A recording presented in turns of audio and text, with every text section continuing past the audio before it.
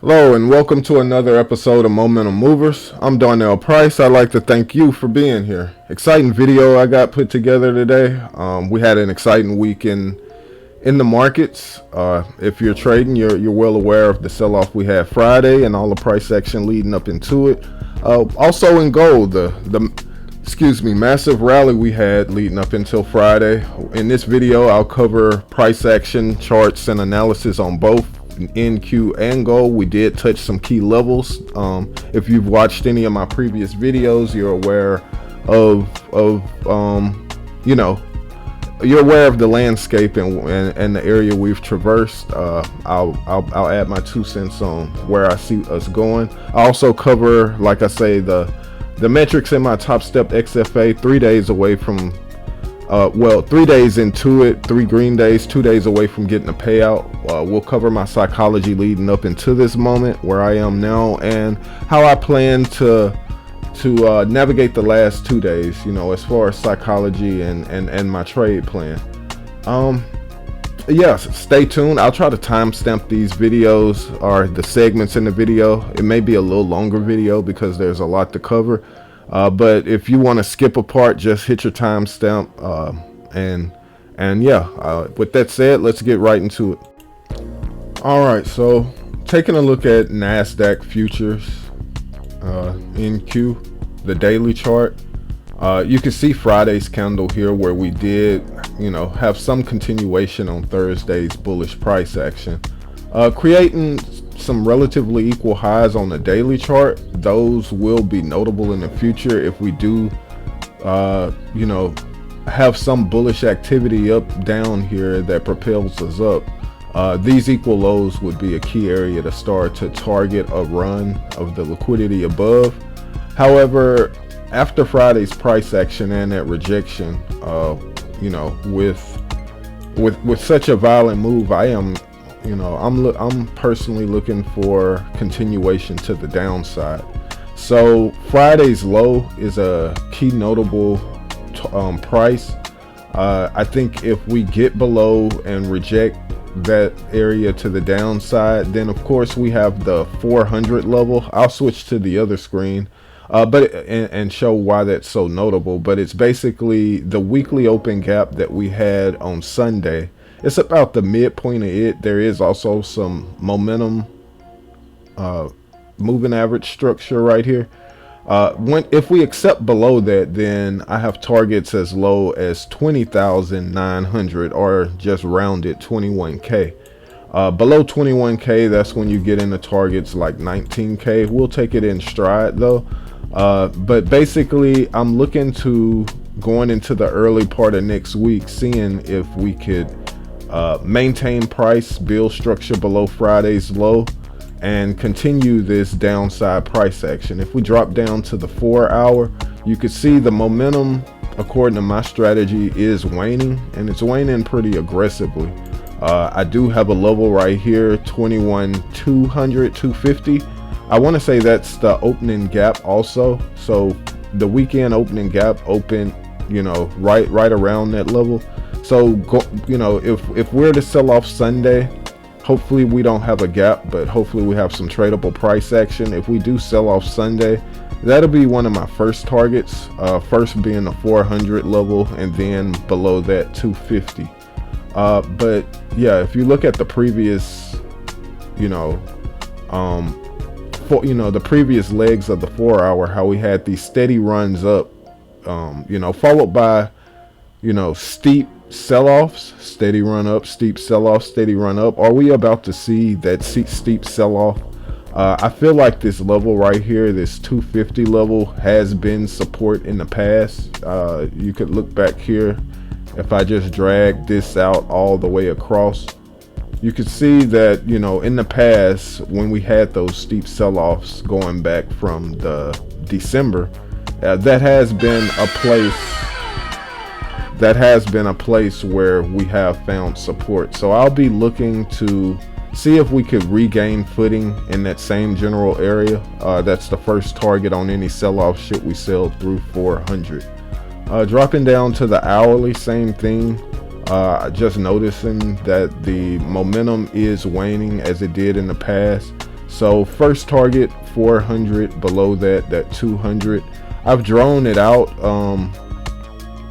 I don't think I have 200 on this chart. I can add it. It should be around this level. I want to say this will be about 200. This wick down here, it looked like I see a lot of support at that level. Yeah, so 250s. And I'll also put these levels on the screen. I want to say this level here is the 400 level. Oh, I'm just deleting stuff at this point. But yeah, we have 400 here, 200 down here, and down here sub 20k, 21k, we have 20,700. So just to put those levels down here, we have 20,700 as the low end. We have 20,400 right here.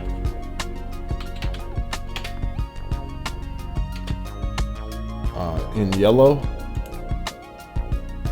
or orange, I think that's orange. Caution. That's where we should be caution. Have our heads on the swivel. We have Friday's low right there. That level is around 21,550. I'll be looking for that. That'll be the area where I'm not gonna say my bias will flip. However, I'll be a bit more neutral above Friday's high. But right here we have the 21,200, 250 to be exact, 253 in white. And like I say, these are the areas that I'm gonna be mindful of next week. Basically, if I were to draw what I'm looking for, let's get a drawing tool out. So Friday's low, if we find acceptance above Friday's low, I'll be looking for the cheapest short coming from around between 21,700 and 21,640. If we reject there, I'll be looking to sell below Friday's low and see if we could get a retest and a trade down to 20,400. This zone right here, I do expect to be somewhat turbulent, and that zone is between 21,550 and 21,340. If you look in the past, there's a lot of orders that have been executed in this zone. You know, we may just gap below and skip all of this, but price action, it does provide a lot of opportunities. But as far as directional moves like we had in the past, you could get a bit of two-sided trade in this area, being that there's already been a lot of liquidity exchange. As far as a low liquidity environment, you can see once you get below 240, pockets of liquidity start waning, especially when you get below areas like 21,200. So once we leave, if we leave 21,350, I do expect a steep sell-off. Now, do we find support at the 700? I would think so. It's happened in the past. If you look at the daily charts, there are a lot of wicks down here on the daily time frame, so you may get some quick rejections upwards, and we may put in some sideways motion down here going into the back half of the week, being that there hasn't been a lot of activity. Well, there have in the past, but in the near recent past, there hasn't been much activity.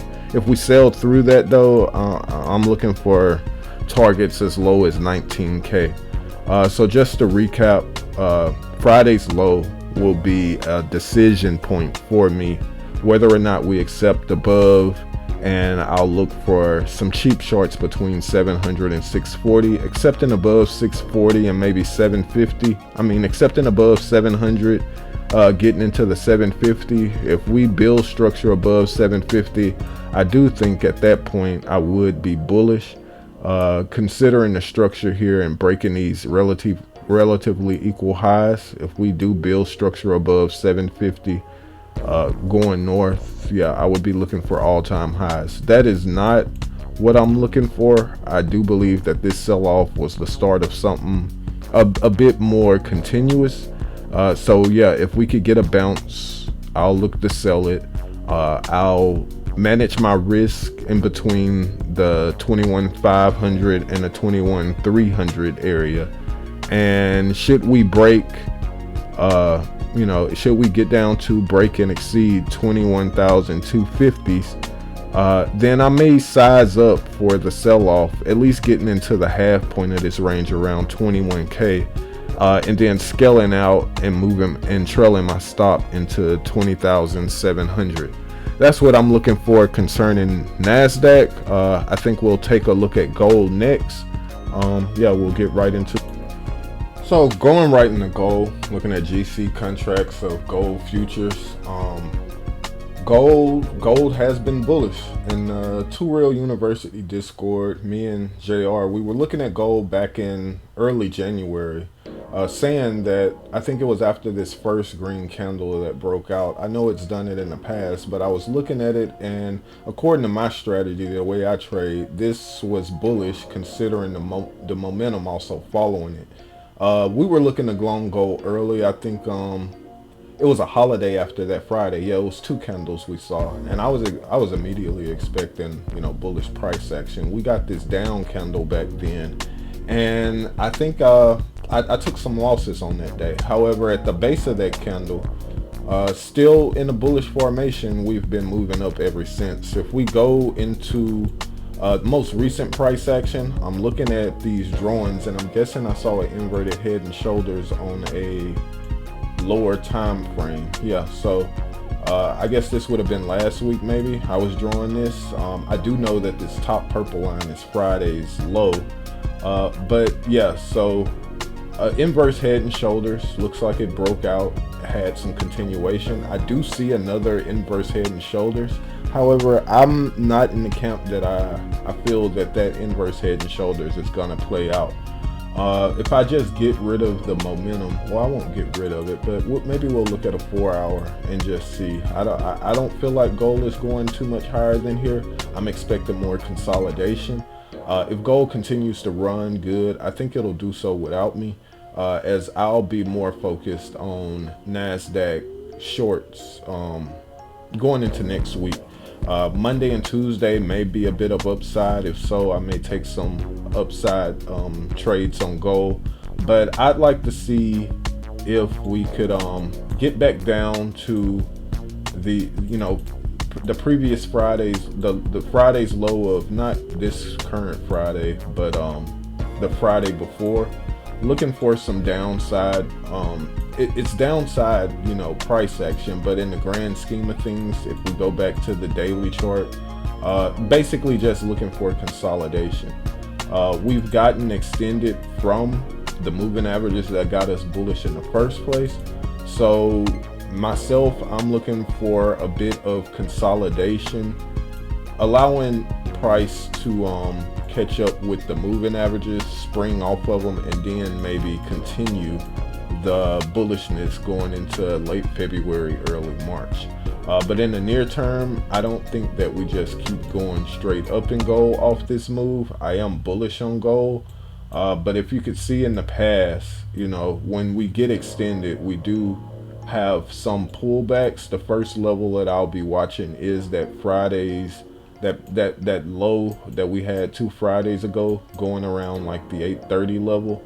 But not just looking for straight continuation, maybe some sideways consolidation, maybe even a little what would seem like declines as NASDAQ pulls back. I'm still in the camp that NASDAQ and gold are trading together. We did have a few days last week, I think 2, maybe 3 days, where NASDAQ declined and gold fell. Even on Friday, if you look here, NASDAQ was down 1.125%.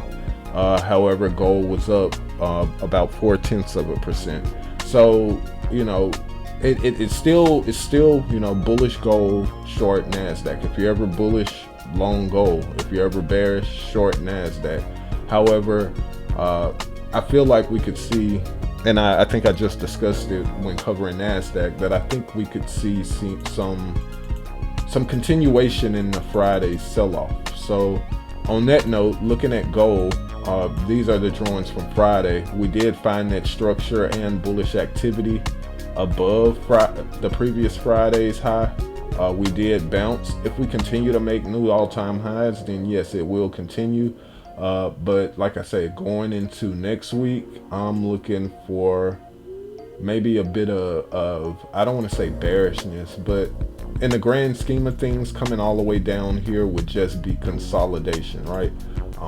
I'm not looking for a massive sell-off that breaks below 2,700 or anything like that, but going sideways in this range wouldn't be unheard of, and I'm just going to temper my bullish expectations for breaks to new all-time highs from this level, right? I do think we'll have more run-ups in gold, but while we have some macro headline risks that I think we will be seeing in the near future, I think, you know, maybe we go a little higher in gold, but I don't think that it happens immediately.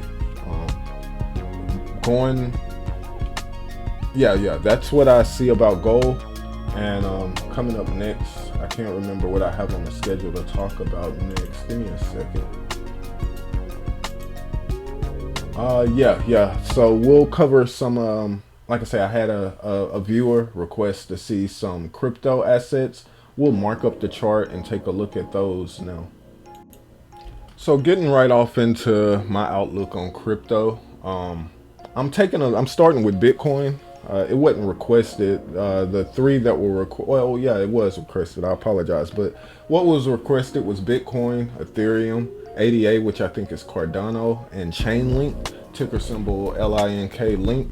Looking at Bitcoin, I've been bearish on crypto for a while now. I think the all-time high, not the all-time high, but the previous all-time high we just had is in, you know, that'll be it for a while. I think crypto is in a sell-off. I've talked about this previously in some of the Discord chats that I had, but I have this curved line that goes back. If I get rid of all of the indicators, hide the indicators, but just look at just basically structure since Bitcoin white paper at the beginning. There's this curved line that it follows, anchored back from, you know, not even the most recent price action, but anchored back as early as May 11th, May of 2011,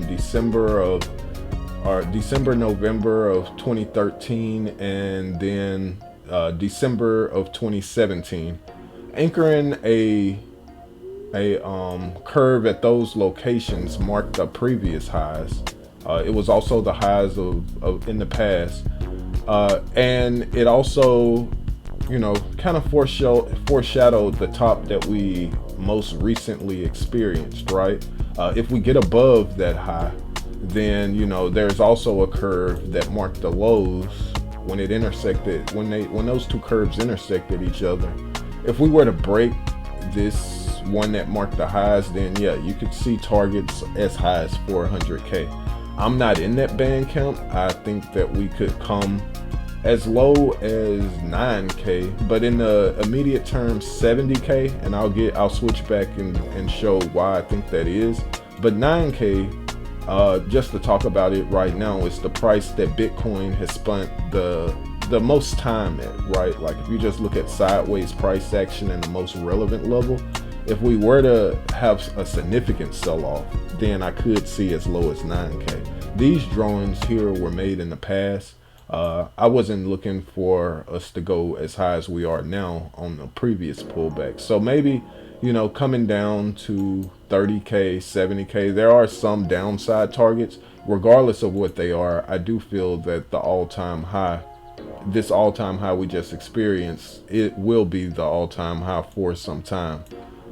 But going into my most recent, or the analysis that I look at to trade Bitcoin, if we get back to the daily chart, just looking at my setup on Bitcoin, I feel that we are about to experience a bit of, we could get as low as 70K. This purple line down here, the exact level as of today is 73,800, 844. So, in time between now and mid-March, I wouldn't be surprised if we have a retracement of some of this price action here. Below 70K,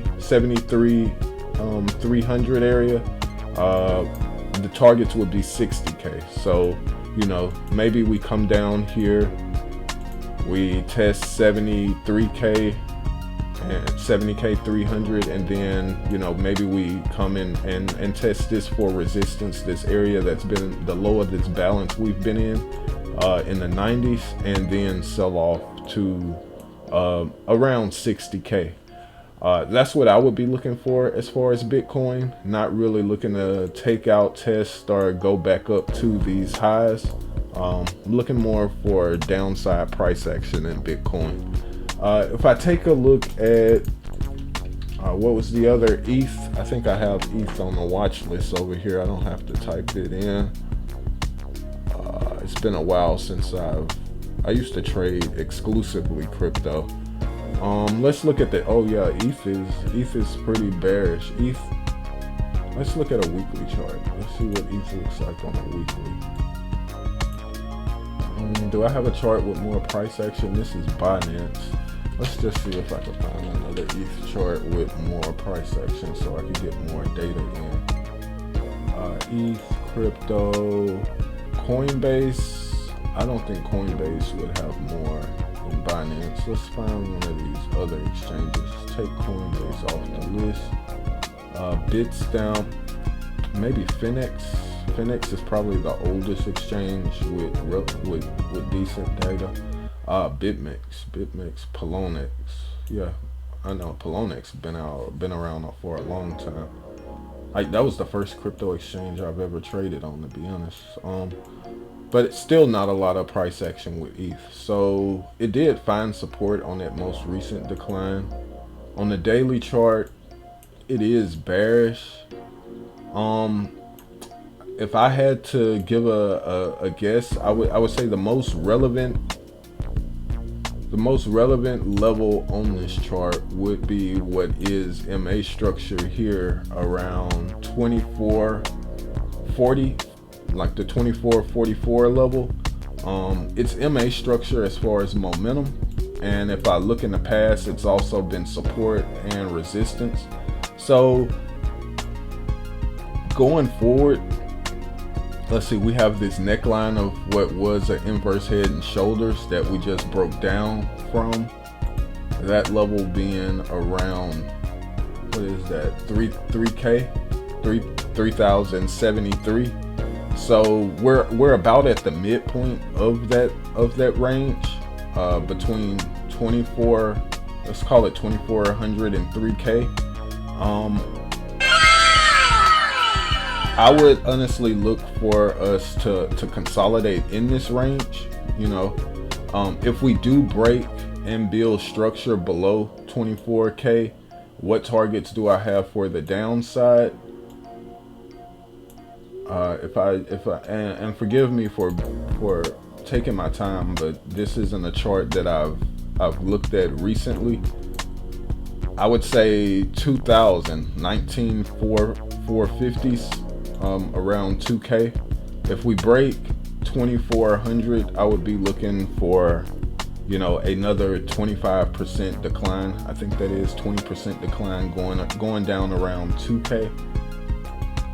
Getting us to these old highs we've had in the past. If you see right here, if I take out the moving averages again, if you look at 2000, it's been support on major declines from about this same level.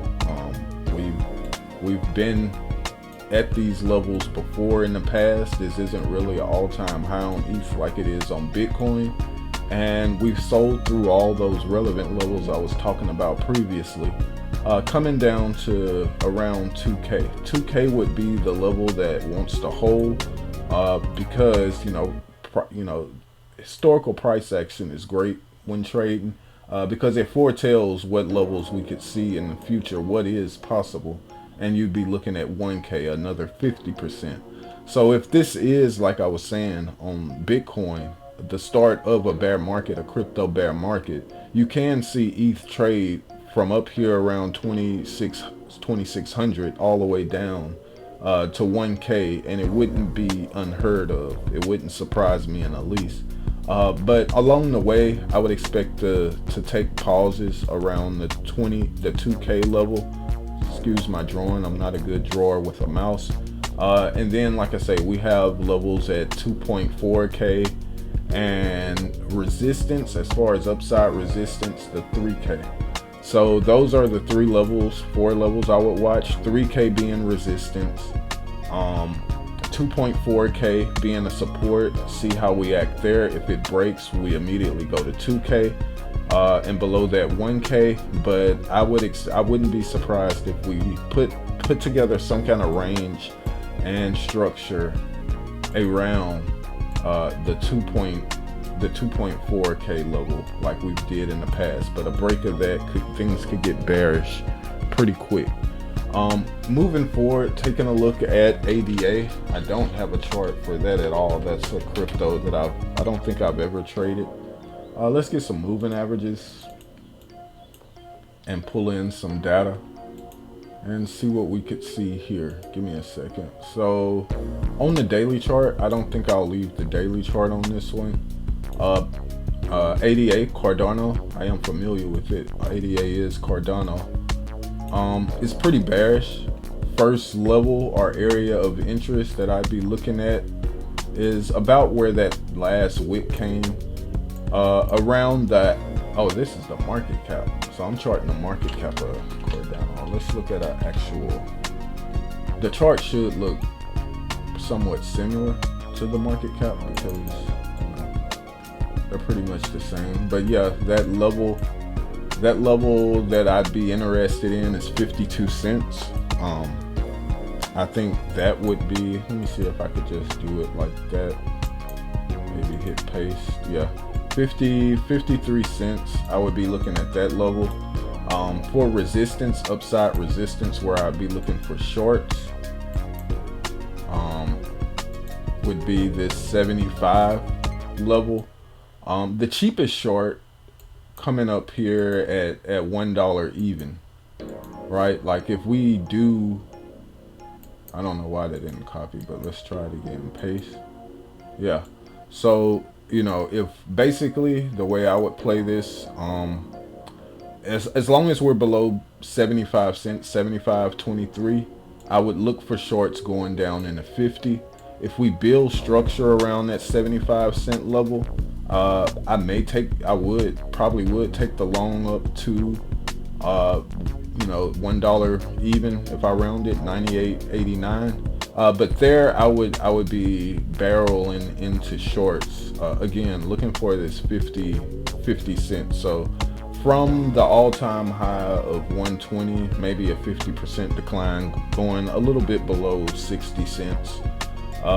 If I just take a look at past price action and see what levels are relevant in Cardano, it does stick out that we have this wick right here, the top of this wick. Let me put the magnet tool on so yeah, this level here stands out to me. Again, if I get rid of the moving averages and just look at structure alone, if I were to look at a downside target for a sell-off, it would be this level here. I'll go a little bit above it. So 40 cents.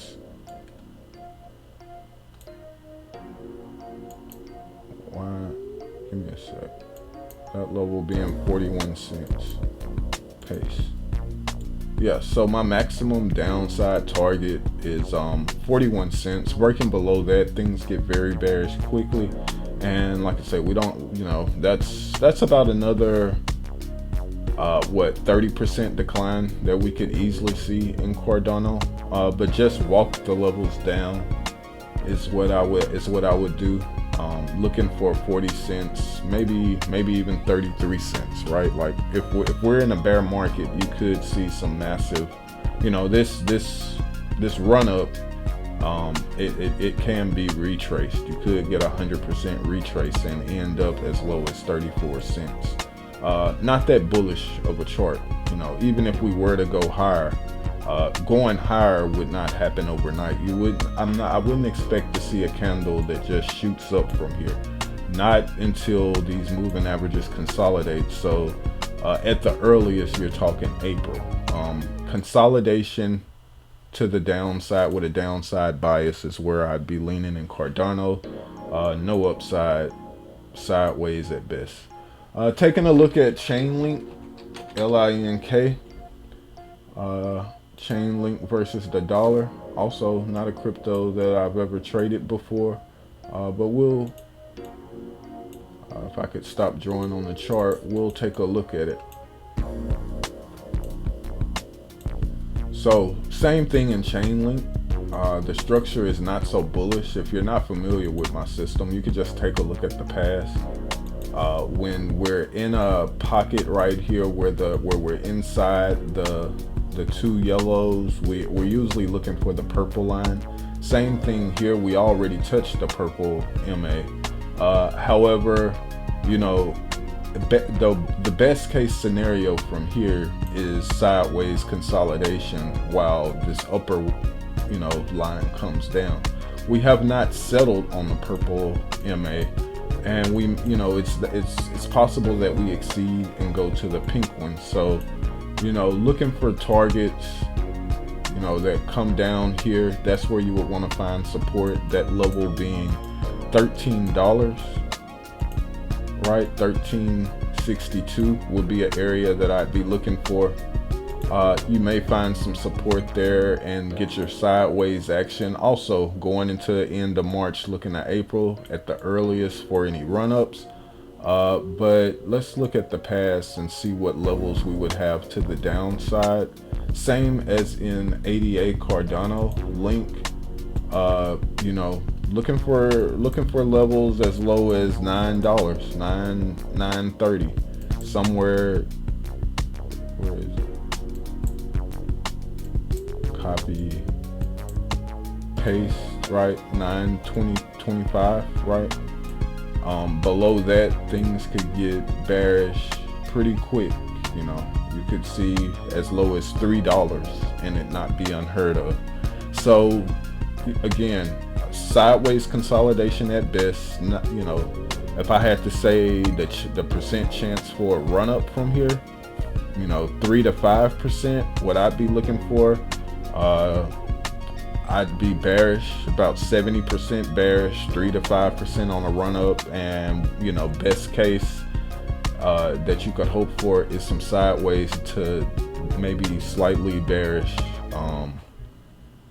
price action. So yeah, that's what I think about the cryptos. Probably due to Bitcoin, the decline of Bitcoin should send all altcoins, you know, altcoins down with it. And again, that would not surprise me. I'm pretty bearish on crypto, bearish on equities, on whole gold. If you're looking for a store of value, whole gold. That's not to say I don't like crypto, but crypto was built to be the phoenix and rise out of the ashes. But in order to rise out of the ashes, first, you know, everything has to burn down. That's if I just had to sum up how I feel about everything, that's how I feel about it. Bitcoin may be the future, but the future has to, you know, there has to be a necessity for it to become adopted, and that necessity would probably come when things are at their lowest. All right, so from here, we'll take a look at my progress in the Topstep XFA and see how things are there. So it's been one hell of a week as far as trading. I'm ending the week with a balance of $2,900. We've been here before. Y'all have watched me with 2,900 and blow it. I'm not looking forward to doing that this time. Some things I'm proud of, some things I'm not so much proud of. I am proud of the balance. It was hard getting it, hard keeping it. Well, it's hard getting it, even more hard keeping it. If you were watching my live streams throughout the week, you've seen I did have a few blunders. It was some points where it seemed I might even lose the account. But you know, in times like that, when you're in drawdown, I go into account recovery mode. We did so. We got out of it. So when I look at my win percentage, I could understand why it is like that, even though I'm not happy with it. 60% win rate. The average losses do exceed the average win. So 134 is my average loss. 113 is my average win. You know, but the profit factor again comes through, saves the day, right? You know, I have had more wins than losses overall. Best trading day is a little less than 50%. I did have two. We'll get into those. P&L curve steady up and to the right. We did have a minor down day that it doesn't talk about much on the P&L chart. Just going through some more of these results, I don't think it's enough data to be conclusive about my least profitable, most profitable day, being that there's only 1 week of trading in here. I have had an excessive amount of trades, but that's about my trading style. While I do hold, you know, try to hold the big move of the day, I have been known to go from, you know, a bit of a scalper to even a hyper scalper. So I can't really read too much into the amount of lots traded or the number of trades. The duration through it all, though, the average duration being 20 minutes, I think that's pretty cool, consider how some of my trades only last less than a minute. You know, you're talking about, you know, maybe 15 seconds. So to say that when you add all of that up, my average is still about 20 minutes, I think that's pretty cool. Best trade, $600. You'd be like, yay, but my worst trade is more than double that, or about double that. So that needs to be worked on. I have had some trades that, you know, eclipse this. However, I did take partials, you know, scaling out of them. But it's sad that I would hold a trade for, you know, a bigger loss than I'm willing to take a win on. That's something that needs to be worked on. In the last videos, I had a better distribution of winning trades to losing trades as far as holding them. I've been holding losing trades for far too long. Although it says that I held it for 4 hours, I don't think that it was in the negative for 4 hours. I think I gave back profits and took losses, maybe even a few break-even trades. However, it's better if the losses are realized a lot quicker than the gains. That means that, you know, again, I'm holding bad trades for longer than I would hold a good trade, and that's just doing a disservice to yourself. But as far as my trade times, there was an even distribution, and the most being between, I guess if I had to look at one standard deviation, between 2 minutes and about 30 minutes. So like I said, about 15 minutes or so for my average trade duration. Looking at the calendar, we'll take a look at the first day I traded in the XFA, that Tuesday. I had a great day, and I let it go. You know, I sized up, got a big head, turned the $1,100 day into break even. I did implement a safeguard on my account. Whenever I get above 750 in the account, I set my risk factors or my risk controls to lock me out. If I ever turn a day where I have more than $700, it won't allow me to take a loss on that day. So it just locks me out and I can't trade no more that day. That's what happened on this day. If we take a look at the next day, you know, we had a slow start, but we ended the day pretty strong. I'm pretty proud of this day. I ended on my high water mark. Not too much to say there. This day, I didn't get above 700, so the risk controls never got in. However, I did have about $100 or so, less than 200. I turned it into a pretty bad day. Maybe I should implement look at my average drawdown before a big run up and maybe lock myself out if I ever get down in the red. I did reclaim that though. I am proud of that. And we went ahead and finished close to our high water mark, if not at it, for about $216. And Friday, this would have been a great day to have that. Let's see, my high water mark never got above 750. It was right at it. We had, like I say, we came pretty close to, well, not close, but we had a decent drawdown, about $1,000. I think, you know, unrealized on this trade, it did go down as close as, you know, 1,200. But we reclaimed it and we sold off. And again, I shouldn't have allowed myself to go negative after being up 1,400. Especially being that I didn't even make all the way back up to 1,400. This was Friday. I mean, I was trading pretty aggressive. Again, if you saw the live stream, you're aware of what I'm talking about. But we ended the day 1337. I am elite. But those trades, 90 trades that day. So yeah, I was fighting the market was fighting me.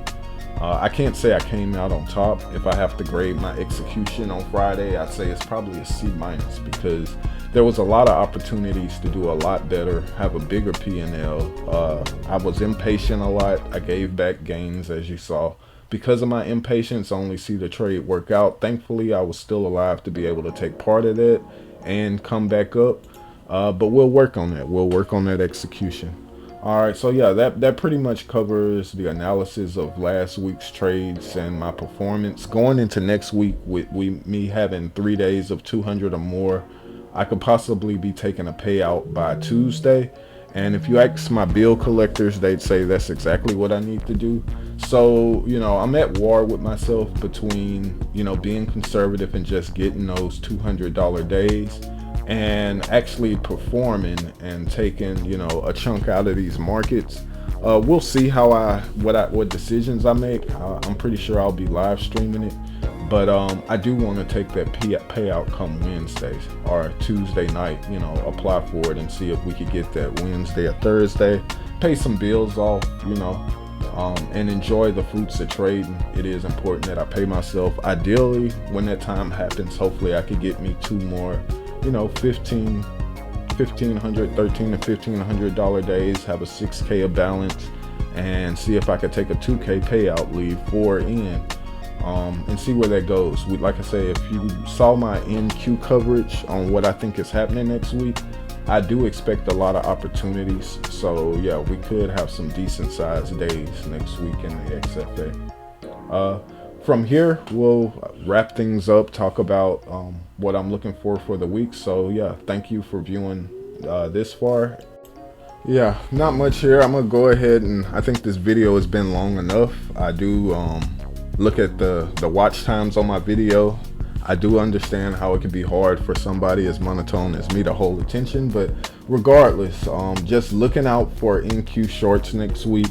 Looking for some consolidation in gold, no real big up moves, maybe some decline, you know. So as far as my bias on gold, neutral with a slight bearish bias, extremely bearish on NQ. Crypto bearish, but I don't trade it. We talked about the key levels. As you know, I'll go ahead and put those levels right here as far as gold and NQ, so that if during the week you want to, you know, recap, just come to the end of the video, look at my levels, watch my videos, please. Like and subscribe to the channel. I do notice that 90% of the people that view my content are not subscribers. If you appreciate my analysis, if you find my live trading entertaining, if you just don't want to trade alone, feel free, subscribe, hit that notification bell. You'll know every time I go live. I do respond to the people in my chat. I enjoy them being here. And yeah, I'm just trying to make this channel grow. So don't forget, click like, click subscribe, turn on that notification bell so you can catch me in the future. And we'll trade these markets. So again, look at the levels. And yeah, just keep your head on the swivel. We got a lot of things coming up next week. I didn't really cover news. I think we could take a look at that now. I don't mind if you don't mind staying. we'll take a look at the news and see what we have on the news calendar for next week. Let's see here. Yeah, next week we have a Powell testimony on Tuesday. CPI, that's going to be pretty important. Wednesday, Powell testifies again on Wednesday. PPI, yeah. So I'm kind of curious of what these tests. Usually they're nothing burgers, but they are red folder events. Something could release, during that testimony that either dumps or spikes the market. But yeah, a lot of red folder events. Earnings season is pretty much over, so I'm not really looking for anything there. But yeah, just keep mindful of the levels, and keep your head on the swivel for Trump tweets. China comes out of what is it? Chinese New Year next week. I think Tuesday or Wednesday as well. So I wouldn't be surprised if our head of state, we hadn't heard anything as far as putting tariffs in China in the same sentence. But if he was ever going to do it, it'd be, after he's already had a litany of other, tariff, I don't want to know. He's been aggressive to other sovereign nations. If he was going to do it with China, I could see it coming next week. So yeah, trade well, trade smart, trade on. Donnell Price out, and thanks for being here. Don't forget, like, subscribe, comment, tell me your thoughts.